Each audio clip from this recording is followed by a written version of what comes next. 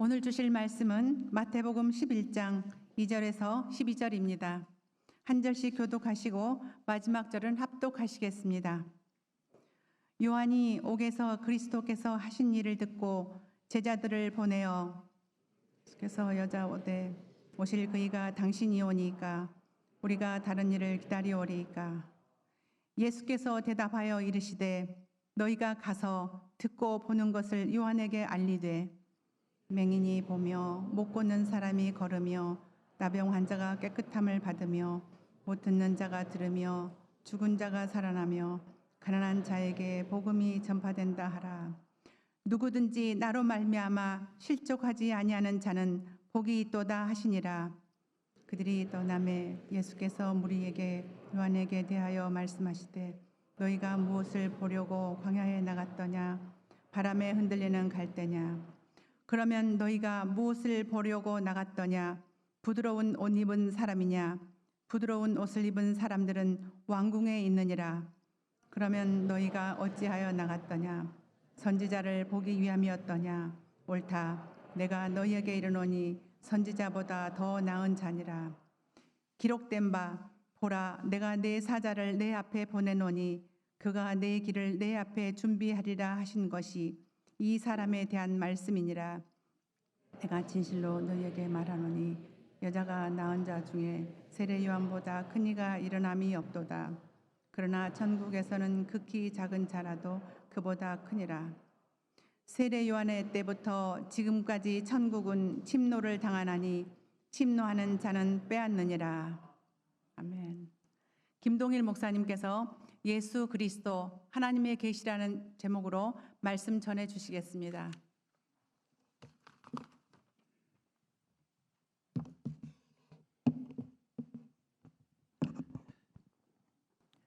기도하겠습니다.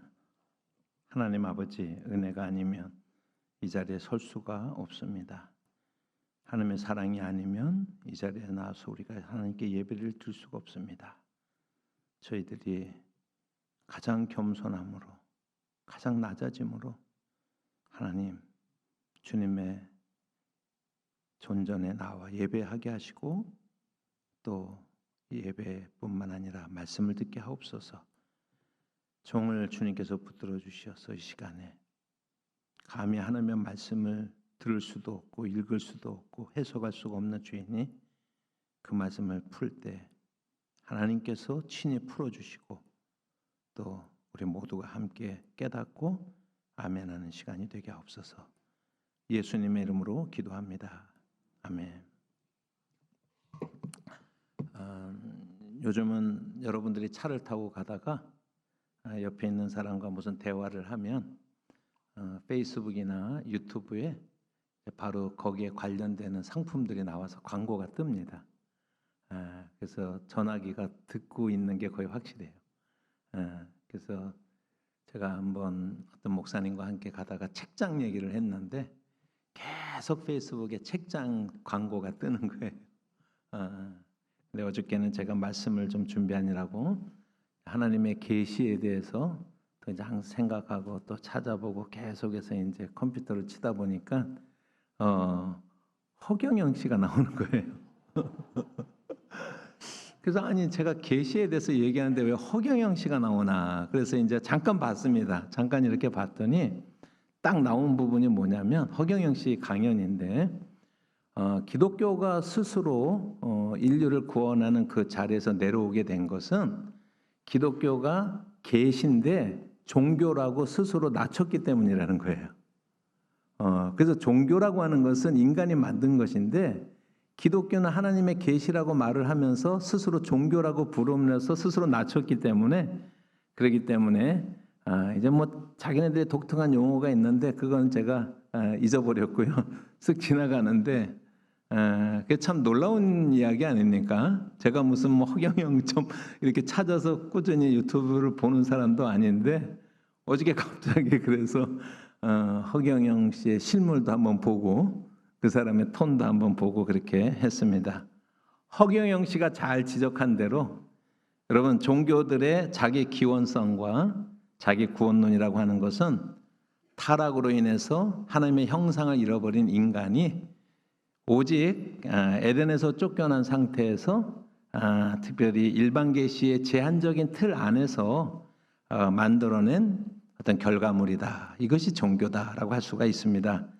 따라서 인간으로부터 기원이 되어진 그러한 종교는 하나님에 대한 올바른 인식을 가질 수도 없고 죄의 본질을 꿰뚫지도 못하고 또 세상과 만물에 대해서 알지 못할 뿐만 아니라 구원의 참된 길을 제시할 수가 없습니다.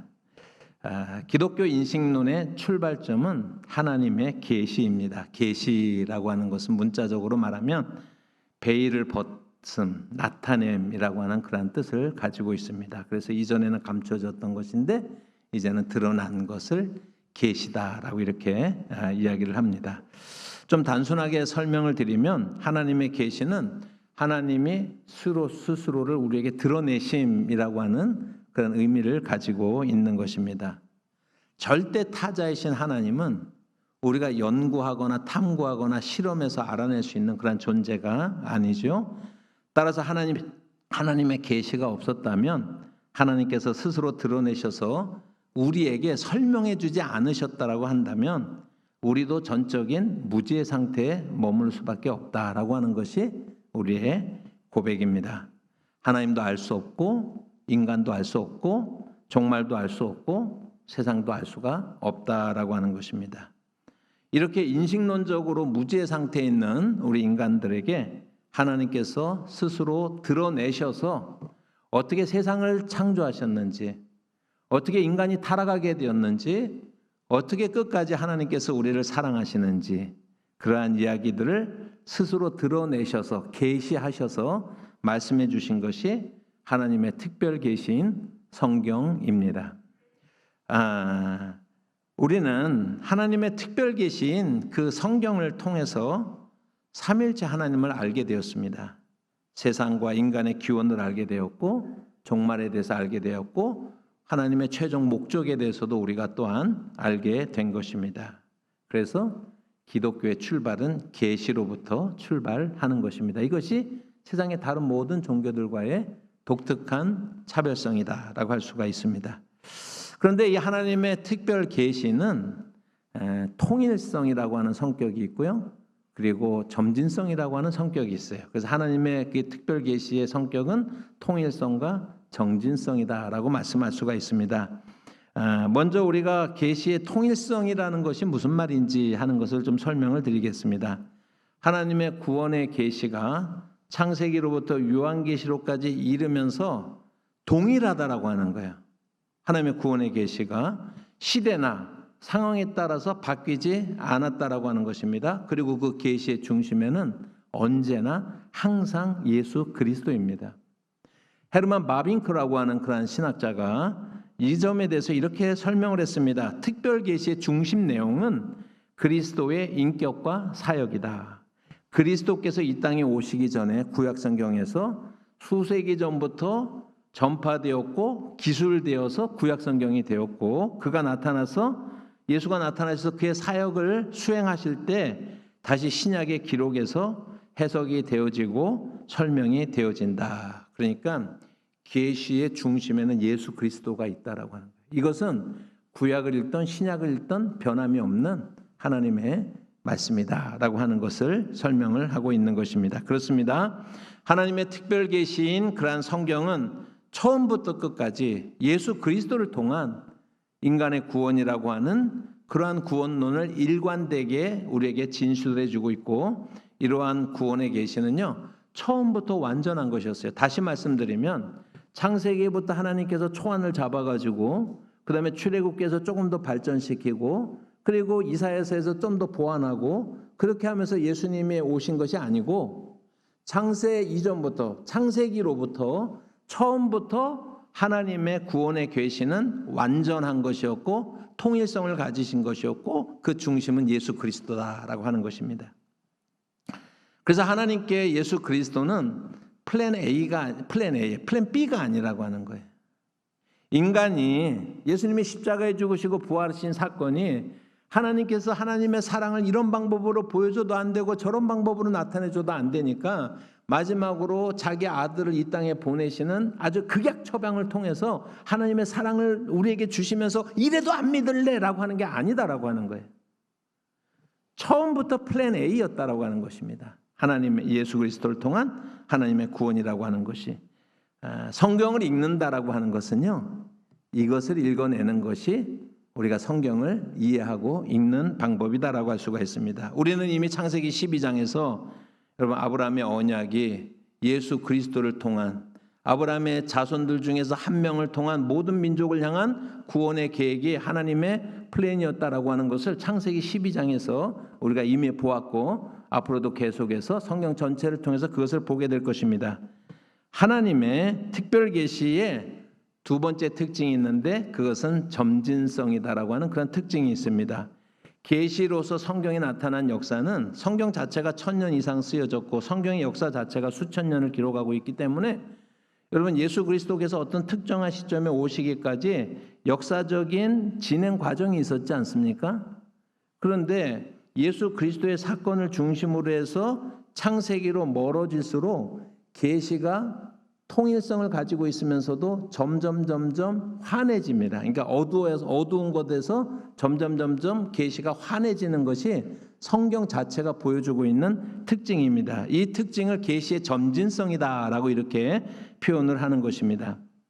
하나님의 구원 계시의 점진성이라는 것을 우리가 이렇게 설명을 할 수가 있는데, 여러분 아주 중요한 보석을 이렇게 금고에 넣어서 어느 방 안에다가 잘 두었다고 생각합시다. 이 방 안은 깜깜합니다.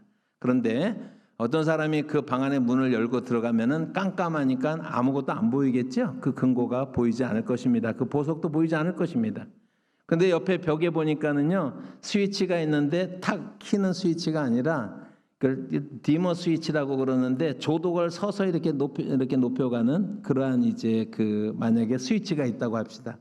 그러면 처음에 들어갔을 때는 아무것도 보이지 않았지만은 그 디머 스위치를 조도를 조정을 하면서 점점 방 안이 환해지겠죠? 그리고 완전히 환해지게 되면 그 방 안에 무엇이 있는지가 분명하게 드러날 것입니다. 하나님의 구원 계시라고 하는 것이 우리에게 이렇게 주어졌다라고 하는 것입니다. 성경을 우리가 성경의 각 권을 우리가 방이라고 우리가 추측을 한번 해보고 가정을 해보고 그 보석이 예수 그리스도라고 한다면 창세기에도 예수 그리스도가 있어요. 근데 어두워서 잘 보이지가 않아요. 근데 출애굽기로 가면은 그 방에 불이 조금 환해집니다. 사무엘상으로 가면은요 많이 환해집니다. 이사야서로 가면은요 더 환해집니다. 말라기서 가면 완전히 환해지는 거예요. 그러다가 이제 예수님께서 오셨을 때 그 계시가 완전히 환해지는 것이 예수 그리스도의 계시의 점진성이다라고 이렇게 설명할 수가 있습니다. 예를 들어서 창세기 3장 15절 말씀을 보시면 우리 한번 읽어볼까요? 내가 너로 여자와 원수가 되게 하고 내 후손도 여자의 후손과 원수가 되게 하리니 여자의 후손은 내 머리를 상하게 할 것이요 너는 그의 발꿈치를 상하게 할 것이다. 초대 교부 중에서 이레니우스라고 하는 사람이 이 본문의 말씀을 가르쳐서 원시복음이다 라고 이렇게 이름을 붙였습니다. 프로테 에반겔리온이라고 하는데 원시복음이라고 우리가 많이 그 이후부터 오늘 우리도 다 이것을 원시복음이라고 사용을 하시죠. 여러분 창세기 3장 15절의 이야기는 무슨 얘기를 담고 있습니까? 십자가의 예수의 모습을 담고 있잖아요. 여자의 원수가 여자의 발꿈치를 상하지만 여자가 그 뱀의 후손의 머리를 지디기는 그런 사건이 바로 십자가에서 일어나지 않았습니까? 그런데 창세기 13장 15절만 있다면 그것이 예수의 사건인지 알 수가 없는 거예요. 신약의 밝아진 계시를 통해서 이 어두운 부분을 조명을 비춰보니까 창세기 3장 15절의 이 말씀이 바로 계시의 말씀이구나, 예수에 관한 말씀이구나라고 하는 것을 조명을 통해서 알게 된다라고 하는 것이죠. 그러니까 여전히 창세기 3장 15절에도 예수가 있는데 어두운 거예요. 그러니까 어두운 데서 점점 환해지는 것이 계시의 점진성이다라고 이렇게 설명을 할 수가 있습니다. 우리 한번 표를 한번 보시기를 바랍니다. 여러분 제가 이제 저렇게 그림을 좀 한번 이제 그렸는데 창세기 3장 15절에 그런 원시 복음에도 여러분 여기 원시 복음에도 여기에도 예수의 십자가를 우리가 볼 수가 있습니다. 아브라함 언약, 다윗 언약, 선지자들, 세례 요한, 그래서 예수 그리스도 때 완전히 계시가 환해지는 것이죠. 계시의 통일성이라는 것은 뭐예요? 창세기에서도 원시복음에서도 아브라함에게서도 여러분 다윗 언약에서도 선지자들을 통해서도 세례 요한을 통해서도 십자가가 그대로 있죠. 발전하는 게 아니에요. 더 완전해지는 게 아니십니다. 이미 완전한 하나님의 계획이 있다라고 하는 게 그것이 계시의 통일성이라고 한다면 그 완전한 이미 완전한 하나님의 계시가 시간이 지나면서 예수님이 십자가에 죽으신 게 예수님이 이 땅에 오시는 그때까지 점점 환해지는 거예요. 그래서 아브라함 언약보다 다윗 언약이 더 환합니다.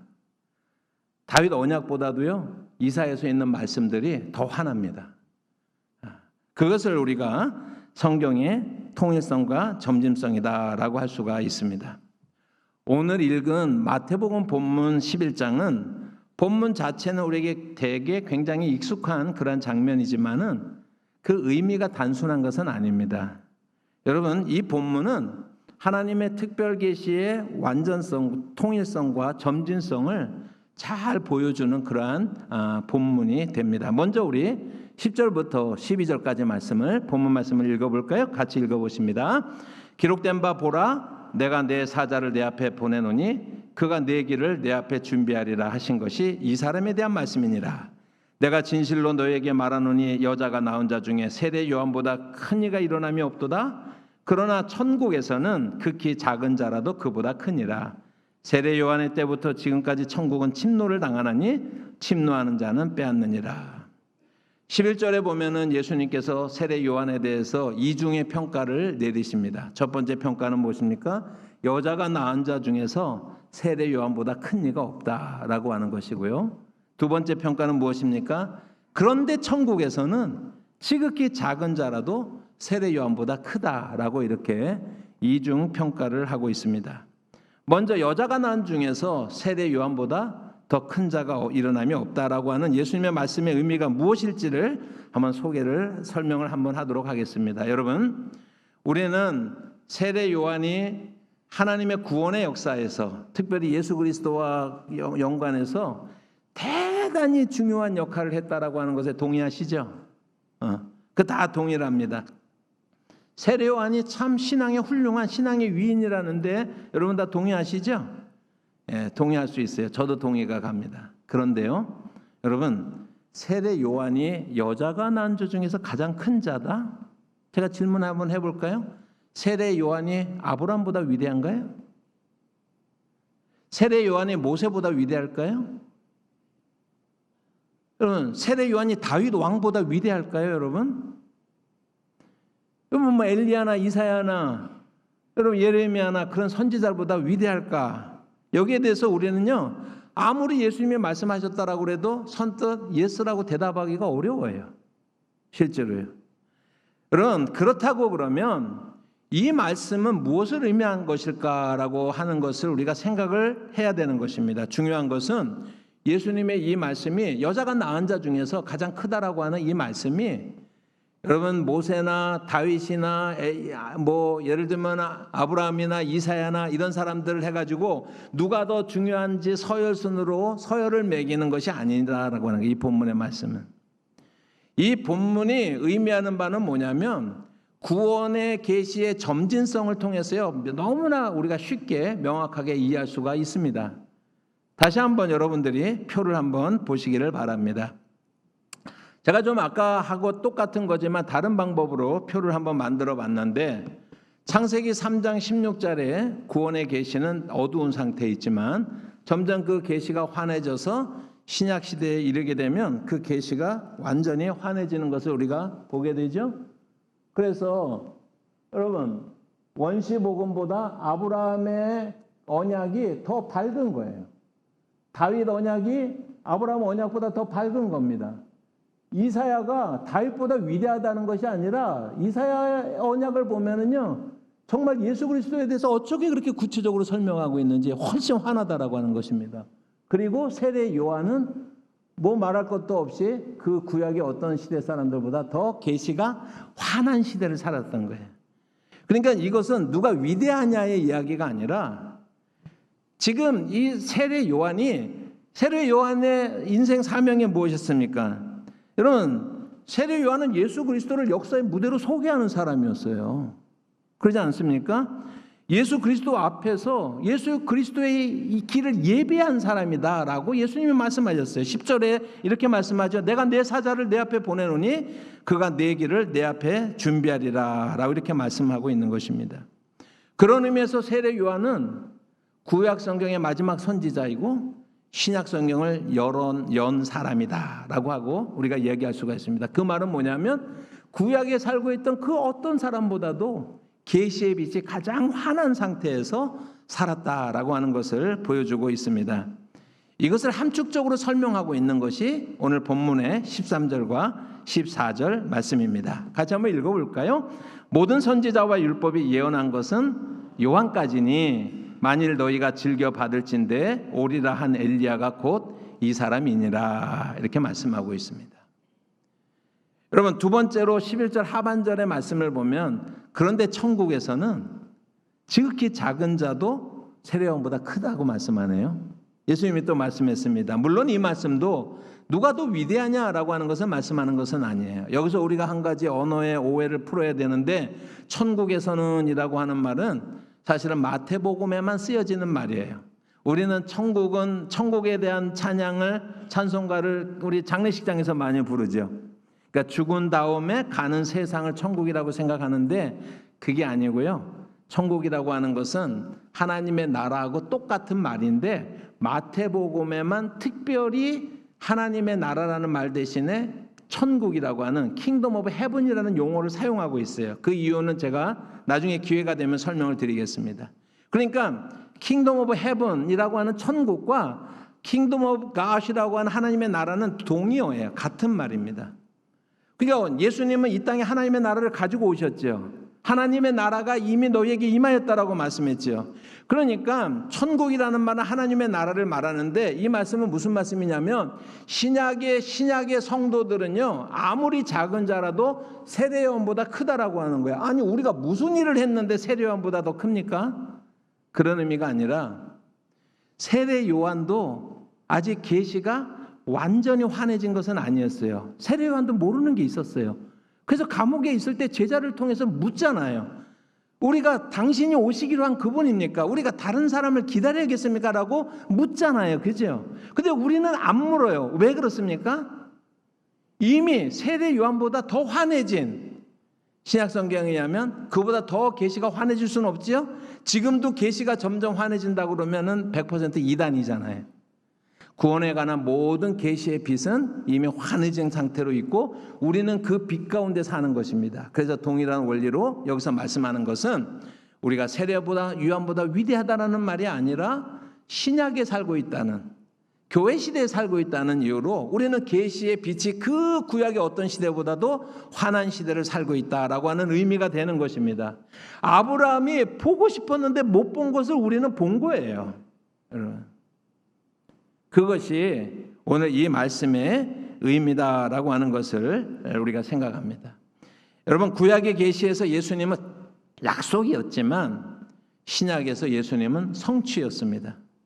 여러분 구약의 성도들은 예수님을 희미하게 알았지만 여러분 우리는 예수님을 분명하게 아는 존재들이 됐어요. 계시의 밝은 빛의 덕분이다라고 하는 것입니다. 그렇다면 예수의 부활 이후에 특별 계시가 완성된 신약 시대 이후를 사는 오늘 저와 여러분들 우리가 누리는 가장 큰 혜택이 무엇일까? 여러분 11절의 말씀처럼 천국에서는 지극히 작은 자라도 그보다 크니다라고 하는 사실은 그 영광을 우리가 누리고 사는 거예요. 그 영광을 우리가 누리고 사는 것입니다. 다시 본문으로 들어가 볼까요? 감옥에 갇힌 세례 요한이 어느 날 제자들을 보내서 예수님께 질문을 하도록 합니다. 오실 그 이가 당신입니까? 우리가 다른 일을 기다려야겠습니까? 라고 이렇게 질문을 합니다. 그 질문에 대해서요 예수님이 간단하게 대답하실 수도 있었을 거예요. 제자들에게 너희 선생에게 가서 믿음을 굳건하게 지켜 내가 그야 라고 말할 수도 있었겠죠. 그죠? 그러면 어쩌면 제일 단순했을지도 몰라요. 그런데 예수님은 그렇게 대답하지 않으셨다라고 하는 것입니다. 마태복음 11장 4절과 5절로 대답을 하셨는데 그 말씀을 한번 보도록 하겠습니다. 같이 읽어봅니다. 예수께서 대답하여 이르시되 너희가 가서 듣고 보는 것을 요한에게 알리되 맹인이 보며 못 걷는 사람이 들으며 걸으며 나병 환자가 깨끗함을 받으며 못 듣는 자가 들으며 죽은 자가 살아나며 가난한 자에게 복음이 전파된다 하라. 이렇게 말씀합니다. 5절의 말씀에 첫 번째 보시면 맹인이 보며라고 하는 그 말씀을 우리가 주목해 보시기를 원합니다.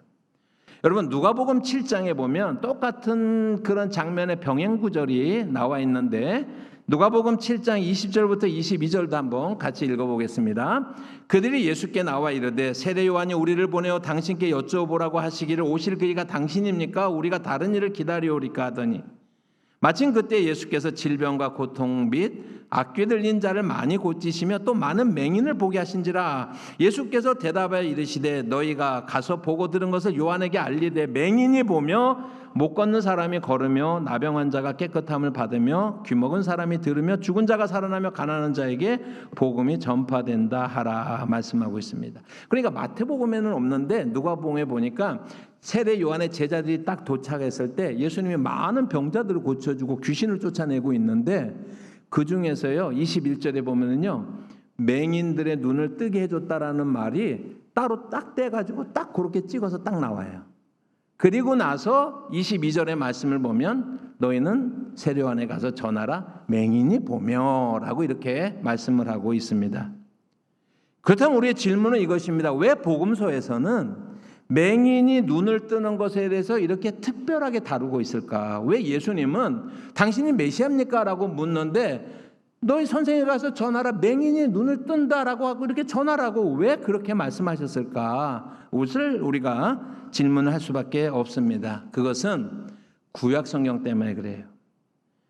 여러분 이사야서 35장 5절과 6절의 말씀을 같이 한번 읽어보십니다. 같이 읽어보십니다. 시작. 그때에 맹인의 눈이 밝을 것이며 못 듣는 사람의 귀가 열릴 것이며 그때 저는 자는 사슴같이 뛸 것이며 말 못하는 자의 혀는 노래하리니 이는 광야에서 물이 솟겠고 사막에서 시내가 흐를 것입니다. 예수님이 인용하시고 있는 이 이사야서 35장 이 말씀은 메시아 예언의 그런 말씀이에요. 장차 메시아가 나타날 건데 그 어떤 존재가 메시아인지를 어떻게 아느냐? 어떤 사람이 나타나가지고 그 사람이 맹인의 눈을 뜨게 하면 그 사람이 메시아다라고 이사야서 35장에 말씀하고 있다라고 하는 거예요. 여러분 이렇게 메시아와 맹인의 눈을 뜨게 해주는 그런 연관성은 이사야서 42장에도 나타나는데 이사야서 42장부터 53장까지는요 주의 기뻐하는 종의 노래다라고 하는 제목이 붙어 있어요. 장차 주의 기뻐하는 종이 이 땅에 올 것인데 그 주의 기뻐하는 종이 어떤 사람이며 무슨 일을 할 것인지에 대해서 자세하게 그 42장부터 53장 전체는 아니고 그 중에서 주의 기뻐하는 종의 노래에 네 가지 패스지가 네 가지 그 텍스트가 있어요. 그런데 그 중에 첫 번째 텍스트를 보시면 주의 기뻐하는 종의 노래의 첫 번째 장차 내 기뻐하는 종이 나타날 것이니 그가 이런 일들을 행할 것이다 라고 이렇게 말씀을 했는데 그 말씀에 이사야서 42장 6절과 7절 말씀을 보시면 또 한번 읽어보겠습니다. 나 여호와가 의로 불렀은즉 내가 내 손을 잡아 너를 보호하며 너를 세워 백성의 언약과 이방의 빛이 되게 하리니 내가 눈먼 자들의 눈을 밝히며 갇힌 자들을 감옥에서 이끌어내며 흑암에 앉은 자를 감방에서 나오게 하리라 이렇게 말씀합니다. 그러니까 주의 기뻐하는 종의 노래의 첫 번째 텍스트에서도요 장차 하나님의 기뻐하는 한 종이 나타나서 맹인들의 눈을 밝게 해줄 것이다 라고 이렇게 말씀을 했죠. 성경에 보니까는요 그렇게 말씀을 하고 있습니다.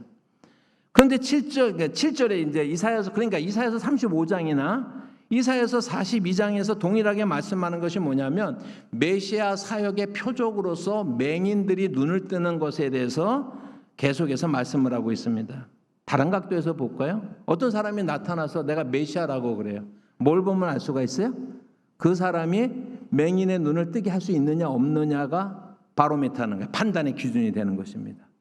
맹인의 눈을 뜨게 하면 그 사람이 메시아인 거예요. 이게 이사야서의 맞습니다라고 하는 것입니다. 이 이사야서의 예언이 700년 후에 예수님을 통해서 이루어지는 것을 볼 수가 있습니다. 여러분, 우리 기독교 안에도 많은 기적들이 일어나죠, 그죠? 그래서 저는 이제 신학교를 가고 목사가 돼야지라고 생각을 했었을 때 산기도를 많이 다녔는데, 소위 말해서 소나무 뿌리 좀 한 그루쯤은 쓰러뜨려야 이제 목사가 될 자격이 생기는 거라고 그렇게 들은 바가 있어서, 그래서 막 가가지고 이제 하면서 제가 이렇게 수도 없이 기도했습니다. 하나님, 딴 거 다 필요 없고 죽은 사람 한 사람만 살려주면 되시겠습니다. 그거면 끝나겠더라고요. 뭐 딴 거 다 돼. 죽은 사람 한 사람만 살려주면, 그때 마침 어떤 목사가 나타나서 죽은 자를 살려나 어쩌냐 막 그런 사람이 있었어요. 그래서 하나님, 딴 건 다 필요 없고. 네. 제가 여러분들에게 질문합니다. 죽은 자가 살아났어요. 맹인은 눈을 떴어요. 어떤 게 더 위대한 기적입니까? 당연히 죽은 자가 살아난 것이 위대한 기적이죠. 라고 읽으면 성경을 잘못 읽는 거라는 거예요. 왜 그러냐면은요, 구약성경에는요 죽은 자가 살아난 적 있어요, 없어요? 구약성경에 여러 번 나타나잖아요. 문둥병도 고침을 받잖아요, 그죠? 그러니까 모든 기적의 사건들이 구약성경에 이미 다 드러나 있어요. 그런데요, 구약성경에 맹인이 눈을 뜨는 것은 한 번도 안 나타납니다. 왜 그래요?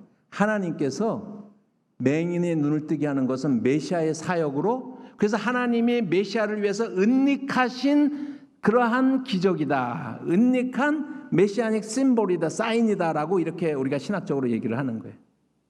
그러니까 구약 성경에요, 맹인이 눈을 뜨는 게 한 번도 안 나타나요. 이사야서에 맹인이 눈을 뜨게 하면 그 사람이 메시아다라고 말씀을 했기 때문에, 그러니까 성경을 우리가 올바로 읽는 눈으로 보면은요, 죽은 자가 살아나는 것보다 훨씬 더 놀라운 사건이 맹인이 눈을 뜨는 사건이다라고 하는 것입니다. 하나님께서 이사야에게 그렇게 말씀해 놓으셨기 때문에, 여러분, 그 말씀이 구약에서 맹인이 눈을 뜨는 것이 안 나오고, 또 오늘 세례 요한이 왔을 때 지금 세례 요한의 제자들에게 예수님께서요 맹인이 눈을 뜨는 장면을 보여주고 맹인이 눈을 뜨더라라고 가서 전하라고 하는 이야기는 세례 요한이 그 말을 알아듣는다는 얘기죠. 네. 그러니까 우리가 성경을 계시의 눈으로 읽는다라고 하는 것이 무엇인가라고 하는 것을 우리가 보여주고 있습니다. 이런 맥락을 가지고 복음서를 읽으면요, 복음서가 새롭게 읽히는 부분들이 되게 많이 있어요. 여러분, 예수님의 지상 사역에서 맹인의 눈을 뜨게 해주는 사역이 되게 많지요. 마태복음에만 하더라도 4번이 등장을 하고 있습니다. 이게 우연이 아니다라고 하는 것입니다. 그러니까 예수님이요 맹인의 눈을 뜨게 해주잖아요. 그 사건은 뭐냐면요, 그냥 한 사람의 불쌍한 앞을 못 보는 사람의 눈을 밝게 해준 그 사건이 아니라 내가 메시아야라고 하는 선언이 그 속에 있는 거예요. 내가 바로 오기로 한 메시아다라고 하는 데몬스트레이션이, 시위가, 여러분 그런 사인이 그 속에 담겨져 있는 거예요. 그래서 예수님이 자주 소경의 눈을, 맹인의 눈을 뜨게 해주는 것입니다. 여러분, 그래서 맹인이 눈을 뜰 때마다 예수가 메시아다라고 하는 선포가 일어나는 것이다라고 하는 것을 이해하면서 우리가 성경을 읽게 돼요. 마가복음은요 좀 더 구체적입니다. 여러분, 마가복음에는 8장과 10장에 소경의 눈을 띄어주는 장면이 나오거든요. 그런데 이 둘 다 예수님의 부활과 그리고 예수님의 죽으심과 부활의 텍스트하고요 연결이 돼 있어요. 이 맹인이 눈을 뜨게 해주는 사건. 그래서 차이점은 뭐냐면, 마가복음 8장에서는요 맹인의 눈을 뜨게 해준 다음에 예수님께서요 죽으심과 부활에 대해서 예언을 해요. 그리고 10장에서는요 예수님이 먼저 죽으심과 부활에 대해서 예언을 하고 나서 바디메오의 눈을 뜨게 해주시는 거예요. 그러니까 뭐하고 연결이 되어 있는 거예요? 예수의 십자가의 죽으심하고 맹인의 눈을 뜨게 해주시는 사건이 연결되어 있는 거예요. 문맥을 통해서 성경을 우리가 읽게 되면, 그러니까 맹인이 눈을 뜬다라고 하는 사건이 얼마나 메시아를 우리가 알아보는데 중요한 사인이 되는지 하는 것을 성경을 통해서 우리가 보게 되어지는 것입니다. 요한복음 9장에 보면 날 때부터 맹인 된 자가 있었어요. 근데 그가 예수님을 만났습니다. 예수님이 그에게 어떻게 했습니까? 땅에서 이제 진흙을 이렇게, 흙을 이렇게 손에 해가지고 그러니까 제가 뱉는 게 아니고요. 예수님이 뱉으셨어요. 침을 뱉어가지고 이거를 막 이렇게 한 다음에 그 맹인의 눈에다가 이렇게 발라줬죠, 그죠? 그리고 뭐라고 그랬어요? 실로암에 가서 씻어라라고 이렇게 얘기를 했습니다. 그래서 실로암에서 씻으니까 이 날 때부터 소경된 사람이 눈이 환해진 거예요. 눈이 뜬 것입니다. 여러분, 그런데 이 사건이 안식일 날 있었어요. 그래서 바리새인들이 아주 난리가 났습니다. 그래서 이 소경의 아버지를 불러다가 이렇게 말을 합니다. 아니, 누가 이 맹인의 눈을 뜨게 해줬는지, 네 아들의 눈을 뜨게 해줬는지 밝히라고 얘기를 하니까 이 살기 등등하고 지금 살벌한 그런 분위기거든요. 그러니까 이 소경의 아버지가 굉장히 지혜롭게 말했습니다.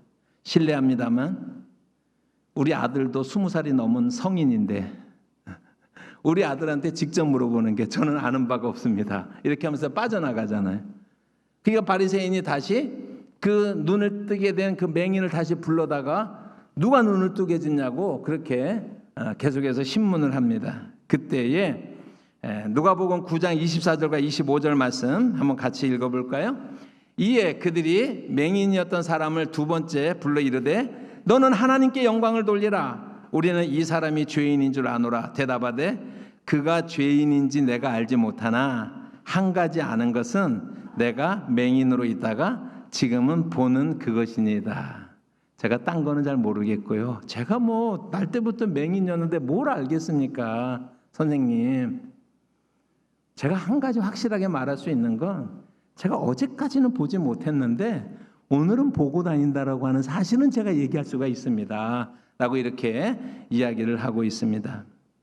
여러분, 가장 적절한 대답에도 불구하고 자신을 향한 바리새인들의 신문이 계속되니까 맹인이요, 바리새인들에게 한 가지 물어봐요. 한 가지 이렇게 말을 합니다.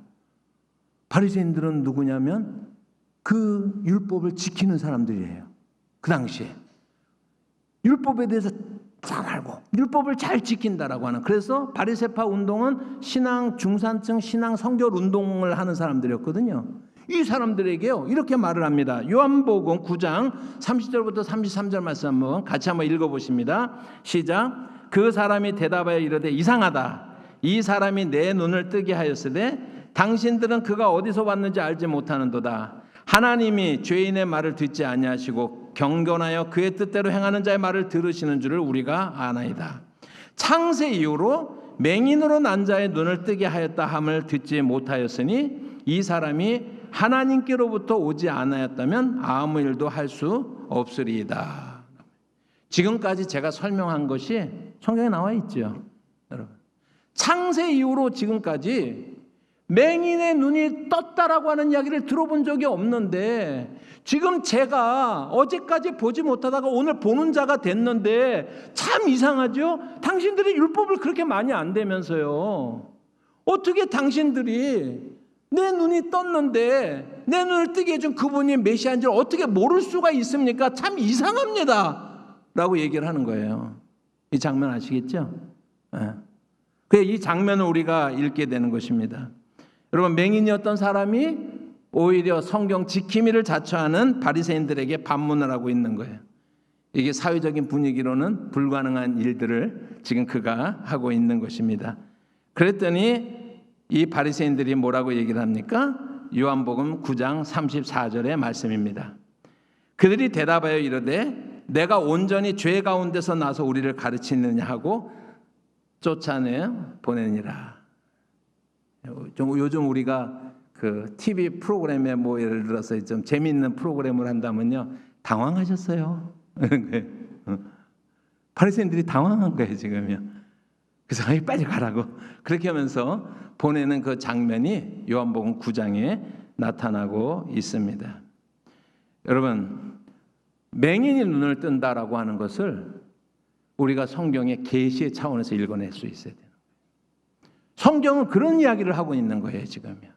단순히 누구 맹인을 고쳐줬다, 누구 죽을 병 걸린 사람을 고쳐줬다라고 하는 것이 아니라, 그러면 성경에서 말씀하고 있는 것을 우리가 하나님의 구원의 계시라고 하는 그 차원에서 읽어낼 때 우리는 전혀 다른 차원에서 하나님께서 이사야를 통해서 메시아가 나타나면 그가 맹인의 눈을 뜰 것이오라고 말씀하셨기 때문에 하나님의 구약시대 내내 은밀케 둔 그러한 기적으로서 맹인의 눈을 뜨는 일이 한 번도 일어나지 않는 역사가 실제로 있었다라고 하는 거예요. 성경이 이러한 이야기들을 담고 있는 것입니다.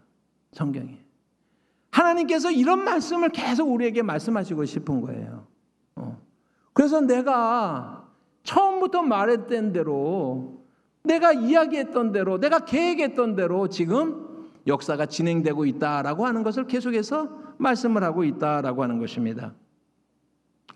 오늘 마지막으로 그 본문에 있는 말씀의 마지막 부분을 한번 보겠습니다. 마태복음 11장 11절부터 12절입니다. 같이 한번 읽으십니다. 내가 진실로 너에게 말하노니 여자가 낳은 자 중에 세례 요한보다 큰 이가 일어남이 없도다. 그러나 천국에서는 극히 작은 자라도 그보다 크니라. 세례 요한 때부터 지금까지 천국은 침노를 당하나니 침노하는 자는 빼앗느니라 라고 이렇게 말하고 있습니다. 천국은 침노를 당하나니 침노하는 자는 빼앗을 것이다 라고 하는 그 말씀을 우리가 무심코 많이 읽었습니다. 그리고 우리가 무심코 많이 들었습니다. 여러분, 천국이 침노를 당한다? 이게 무슨 말씀일 것 같아요? 천국이 어떻게 침노를 당합니까? 여러분, 더군다나요, 천국을 들어가고 싶으면요, 침노해서 뺏어야 돼요. 이 구절이 그렇잖아요. 우리가 천국에 가고 싶어. 그럼 우리 어떻게 해야 돼요? 침노해서 뺏어야 되는 거야. 쳐들어가서 뺏어야 되는 것입니다. 그래서 그러려면 힘을 키워야 되니까 무술을 매일 배워야, 연단을 좀 해야 될까요? 왜냐하면 침노하기 위해서는 힘이 좀 있어야 되니까. 미사일 같은 거를 많이 사야 될까요? 어떻게? 침노해서 뺏기 위해서? 여러분, 이 구절을 천국에 들어가기 위할 때 천국에 들어가야지 하는 열망을 가지고 우리가 얼마나 열심히 천국을 향해서 진격할 때 천국이 문을 연다라고 우리가 그동안 많이 해석을 하는 거예요. 자꾸 이런 구절들을요. 여러분, 그래서요, 예배 빠지면 안 돼요. 그러니까 교회 열심히 섬겨야 되는 거예요. 단기 선교라도 열심히 가고요, 성경이 열심히 읽고, 특별히 또 약간 장로님에 관심 있는 분들은 주차장 봉사를 많이 해야 되고, 그리고 기도 열심히 하고, 그런 것들이 쌓여져서 우리가 어디로 가는 거예요? 천국은 침노하는 자의 것이라고 그랬잖아요, 지금 이 성경이. 그런데 이렇게 자꾸 해석을 하기는 하는데 왠지 좀 찝찝해요. 왜 그래요? 여러분, 구원을 은혜로 받습니까? 침노해서 쟁취하는 것입니까? 구원을 은혜로 받습니까? 내가 잘한 거에 대한 보상으로 받습니까? 우리는 수도 없이 이야기해 왔어요. 구원이라고 하는 것은 내 자격이 아니라, 내 어떤 공로가 아니라 하나님의 전적인 은혜입니다라고 우리가 그렇게 고백을 해왔잖아요. 근데 이 본문에 가니까는요, 천국은 침노하는 자의 것이래요. 그렇습니다. 우리의 구원은 여전히 공덕과 우리의 공로에 의한 것이 아니다라고 하는 것입니다. 그러면 이 말씀은 무슨 의미일까라고 하는 것입니다. 제가 이 말씀의 의미를 담아서 다시 한번 번역을 하도록 하겠습니다. 하나님의 나라가 세상 속으로 권능 있게 돌입하고 폭력적인 자들이 하나님의 나라를 강력하게 공격하고 있다라고 하는 것이 이 본문의 의미입니다. 그러니까는 천국은 이제부터 침노하는 자의 것이기 때문에 침노하는 자가 뺏을 것이다라고 하는 이야기가 아니고, 하나님의 구원의 시간표에서 세례 요한, 지금 이 이야기를 지금 세례 요한의 본문을 통해서 이렇게 말씀하고자 하는 것은 뭐냐면, 예수님이 이 땅에 오셨잖아요. 예수님이 지금 이 땅에 오셨다라고 하는 것은 이제 하나님의 시간표가 꽉 차서 예수가 우리 가운데 오신 것입니다. 그 장면을 뭐라고 할 수가 있냐면요, 하나님의 나라가 세상을 향해서 맹렬하게 침투하고 있는 거예요. 이제는 그 때가 되었기, 하나님의 때가 되었기 때문에. 그래서 이 땅에 있는 사탄이, 세상의 세력들이, 그것이 예수님이 이 땅에 오셨고 십자가에 죽으시고 부활하시는 것이 무슨 뜻인지를 그들이 알고 있어요. 폭력적인 자들이, 사탄이, 세상이 알고 있어요. 그래서 이제 큰일 났기 때문에 예수님이 이 땅에 오셨을 때 그것을 막기 위해서 폭력적으로 그들이 그것을 막기 위해서 자기의 최선을 다하는 그 모습을 이 성경이 그리고 있는 것이다라고 하는 것입니다. 아멘입니까? 여러분. 근데 막을 수 있어요? 없어요? 없어요. 왜요? 하나님의 때가 찼기 때문에. 그게 예수가 이 땅에 오신 의미다라고 하는 것입니다. 여러분, 하나님의 나라가 세상 속으로 권능 있게 지금 돌입하고 있습니다. 사탄이 방해할 것이지만, 사탄이 예수를 삼키려 할 것이지만, 사탄이 예수를 십자가에 못 박는 데까지는 성공했지만, 그러나 그 모든 것조차도 하나님의 꽉 찬 구원의 시간표 안에서는 부질없는 이야기다. 이제 하나님의 나라가 도래했다라고 이렇게 선언하고 있는 그 말씀이다라고 하는 것입니다. 여러분, 오늘 말씀을 마무리하고자 합니다. 성경은 부분적으로 읽을 게 아니라 통전적으로 읽어야 되는 거예요. 여러분, 성경은 구약은 유대인을 위한 것이고 신약은 교회를 위한 것이다 라고 읽으면 안 되는 것입니다. 왜냐하면 계시는 통일적이에요. 천하의 구원 이름 받을 만한 이름, 다른 이름을 주신 적이 없어요. 구약이나 신약이나 다 예수를 통해서. 여러분, 구약은 공의의 하나님이고 신약은 사랑의 예수님의 이야기가 아니라고 하는 거예요. 그렇게 읽으면 안 된다라고 하는 거예요. 통일적으로 읽어야 된다라고 하는 것입니다. 그래서 제가 아브라함의 이야기를 계속 해나가면서 이 계시의 속성이 무엇인지, 우리가 성경이 무엇을 말하고 있는지를 우리가 이해하고 나면, 그러면 아브라함 언약의 5번 중에서도 그 속에서도 계시가 점진적으로 환해진다라고 하는 걸 한번 말씀을 드렸죠. 그게 이제 어떻게 점점 환해지는지를 우리가 성경을 통해서 우리가 살펴보게 될 것입니다. 그래서 오늘 저와 여러분들이 이 시간에 하나님의 말씀 앞에 분명히 선다라고 하는 것은 뭐냐면, 하나님의 계시를 하나님의 방법으로 읽어내서 정말 예수의 사건들이 어떻게 곳곳에 우리에게 용기를 주는지, 우리에게 담대함을 주는지, 우리는요 예상하지 못한 게 하나도 없잖아요. 하나님이 다 말씀하신 대로 하고 있는데 왜 우리가 이 세상에서 살면서 굴절하고 의심하고 왜 우리가 망설입니까? 하나님의 뜻은 굳게 설 것이고 우리의 구원도 그리스도 안에서 안전할 것입니다. 기도하겠습니다. 사랑하시는 하나님 아버지, 하나님의 말씀을 우리가 마음에 새기며 나아가기를 원합니다. 우리에게 은혜를 주시는 주님, 그 주님의 말씀이 우리 가운데 밝히 드러날 때마다 저희들은 감격하지 않을 수가 없고, 우리의 믿음은 의심에서 확신으로 바뀌어질 수밖에 없습니다. 그렇습니다. 우리의 손을 붙잡으사 하나님의 말씀하신 하나님의 영원한 그 새하늘과 새 땅의 그 나라로 우리를 이끌어 가실 것이다라고 하는 소망 가운데 우리에게 담대함을 주시고 용기를 주시고 하나님의 말씀이 우리를 더욱더 굳게 세워지게 하여 주시옵소서. 예수님의 이름으로 기도합니다. 아멘.